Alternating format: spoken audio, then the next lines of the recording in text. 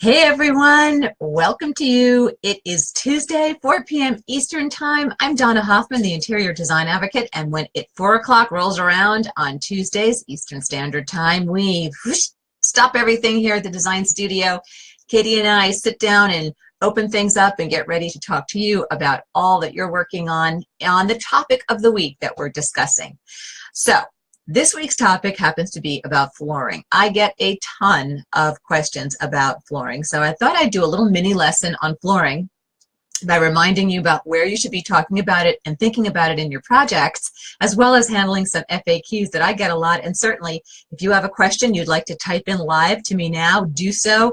Type in something live into the question box, so by the time I wrap my little mini lesson, I can take your question on flooring as well. And then if we don't have any questions, we just say goodbye and head back to work here at the Design Studio. So flooring. For so many of you, flooring is an afterthought, and you're really making your life a lot harder that way. Let's face it, you've got 4 walls in a room, you have a 5th wall, it's your floor. So you want to think about that flooring at the very beginning of your project. If it's not changing, great, then you know you're going to take photos of it and just integrate it into your immediate thinking. And if it is changing, you want to integrate that into your thinking as well. In fact, even if it's not changing tomorrow, but it might change in 2 or 3 years, and you're doing other changes in a room now, you want to know, generally speaking, where you're taking that flooring. For example, last night I was doing a live meetup with a bunch of my DIY design loving students. We get together one Monday a month, and I look at their project images and they ask me project questions, and someone had asked me questions about their kitchen design that they were working on. And they said that I don't like my floor now, but I will be changing it in 2 or 3 years. And I said, what are you changing it to, ideally? And she said, not entirely sure. I said, no good. What I want you to do now is jump ahead. Where is that floor going to go? What tonal range? What kind of material? Get a handle on that and bring that into the decisions you're making on that room now. In her case, a kitchen. But I don't care if you're working on your daughter's room or the master bedroom or your study. You got to think about that flooring up front. In fact, if I know I'm doing an area rug in a room over an existing floor, area rug is exactly where I start my total creative planning. It makes your life so much easier when you do that, because you can roll your room right out of, in that case, the area rug. So flooring should not be an afterthought or an end game thought. Your flooring should absolutely be an early thought at the beginning of your project. So here are the 3 biggies that I get question-wise on flooring. I get them all the time. One of those questions, the first one I'll start with, is can you do flooring over, can you do an area rug over wall-to-wall carpet? And by the way, if you're just starting to join us now, if you have a question about flooring, pop it into the question box. I'll be taking questions about this topic. Okay, anyway, can you do an area rug over wall-to-wall carpet? You know, the word can is kind of strong. Yes, you can. The design police won't come and haul you away. But if you're asking me, is this a high-end look that I'll see on Instagram, Houzz, Pinterest, the design magazines, all of the places where we professional designers show our work? No, you won't. It's not an ideal option. However, if you are, in a rental or budget is such that you just can't make changes and you absolutely hate your wall-to-wall and you're going to throw an area rug over your wall-to-wall, okay, so be it.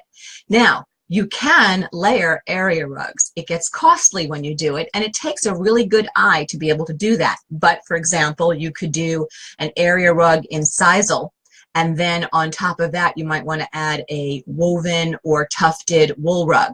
Or you might want to do a wool or wool blend rug, and then on top of that, you might want to do a really cool looking animal hide kind of on a diagonal under a cocktail table. You can do that type of layering as well. So you can do layered rug on rug in area rugs and get a high-end look, but you really can't take an area rug and put it over wall to wall and get a high-end look. Just being honest. I tell you what I think, not what I think you want to hear. So then the second question I get a lot in the world of flooring is, what's better, engineered hardwood or solid plank hardwood? Well, I would throw that back to you. What's the value of the property you're working on? For example, one of the projects I'm working on now is a home that'll probably by the time it's fully built, probably be between $5.5 to $6 million all in.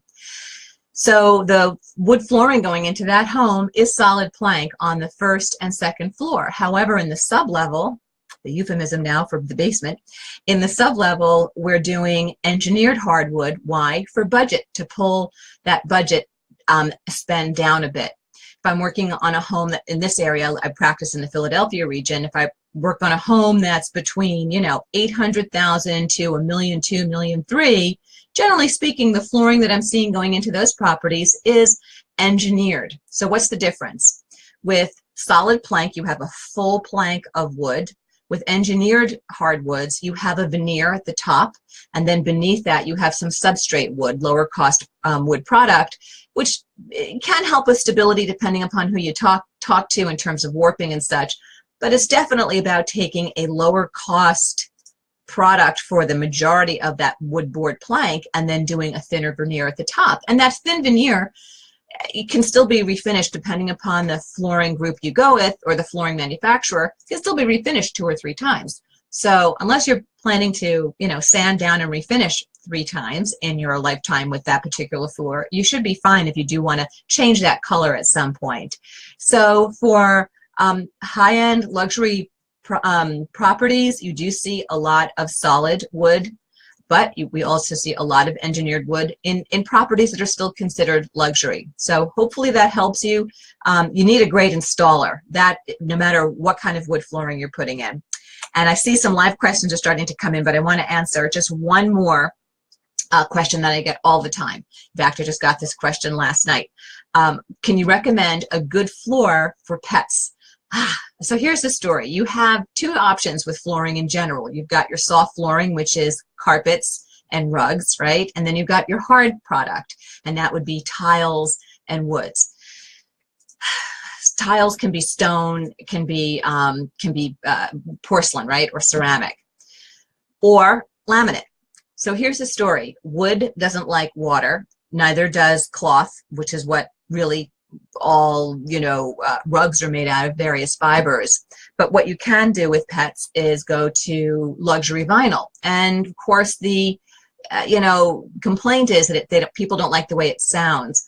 I haven't seen this product out yet, but it's out there, I should say. But I've read a lot about some of the cork luxury vinyl products. So there's luxury vinyl at the top, looks like a wood floor plank, but then there are a couple of layers of cork that help to allegedly, and I say allegedly because I don't know, I haven't worked with this product yet, but what I'm reading about it says that the 2 cork layers beneath the veneer of vinyl help to absorb sound a little bit. So you might want to check out a product like that. And I don't know how destructive your pet is. You know, we had a total maniac West Highland White Terrier. Loved him to pieces, but he was a total nut job. He was destructive on fabric, but he was fine on, you know, on floors. I don't know how well clipped you're keeping, you know, the nails of your dogs and cats. So that's something, you know, you'll need to answer as well. And if you do want to do some area rugs, of course you can look at indoor-outdoor product. They tend to be more stain repellent, but nothing wants to have something, you know, spilled or an accident just sitting there for, you know, ad infinitum. So you want to think about that as well. Pet owners have to just make a decision, you know, who wins in the house? Is it me or is it my pet? We have a client who we just finished a beautiful room for, and when I went back to see her about a second project recently, she had taken the little flags that mark those invisible fences, and they were outside her living room. I said, oh, what's going on here? And she said, after what I treated myself to, and my husband and I treated ourselves to in this beautiful room that you did for us, Donna, we really don't want our dog doing her thing in there. So that family made a decision. So it's totally up to you, but at the end of the day, nothing wants to be scratched at, chewed on, or, you know, piddled on, or worse. Okay, so unfortunately, that's just how it is, and I say that to you as a former pet owner, and we miss our little guy every day. Okay, so I see some questions are coming in on flooring. Let's scroll up here. Okay, Cherie is saying hi from Flowery Branch. Hello. Okay, Cherie wants to know, what is your advice on hardwoods throughout on a slab floor? Okay. Also, should the floor tile in a bathroom be the same in both baths in a home? No, definitely not. We, boy, these are dirty glasses.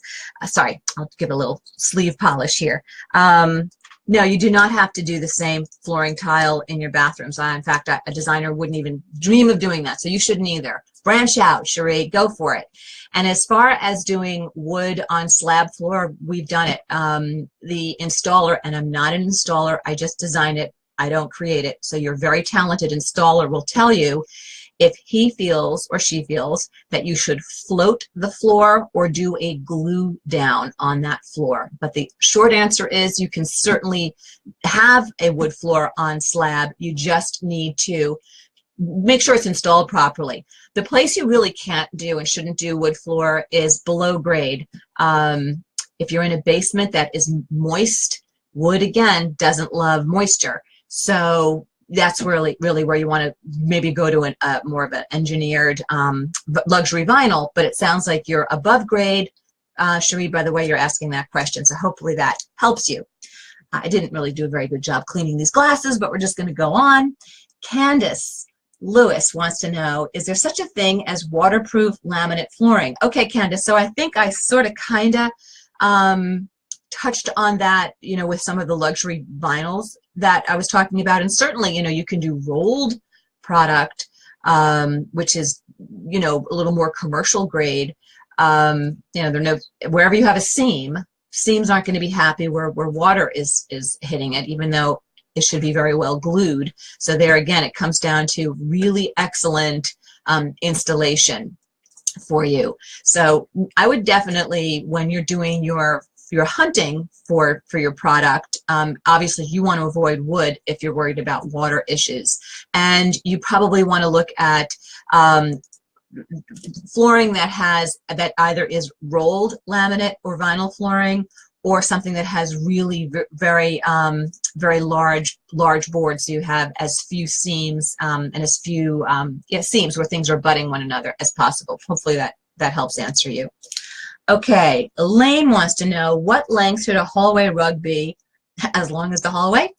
All right, so Elaine, you know, there are a lot of different things that we do when you're talking about a long, narrow hallway. Sometimes we'll do, in my world, what looks like an area, an actual runner, but it's actually tacked down, so it doesn't move.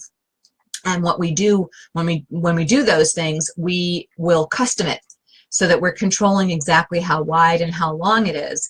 And yes, I think it's nice in a long hallway to take up a lot of that hallway with that runner. If you go too small, it looks like you kind of missed something, but that said, you're not looking to do wall to wall. So if you were customing a runner, let's say, you would stay off the walls on either side, running down the length by about 4 to 6 inches, depending upon the total width of your hallway.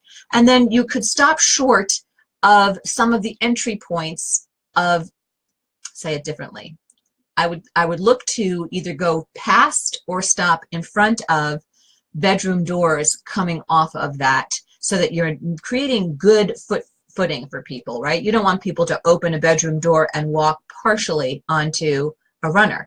You either want them to be on it fully, or you want them to meet it once they come out of their bedroom and turn right or left, okay? So you want to think about safe footing always in the way you're laying out those rugs anywhere in your home, but to include those runners. You just want to make sure it doesn't look like you put down a little shower mat in the middle of your foyer. So hopefully that, or your hallway, hopefully that helps you as well, Elaine.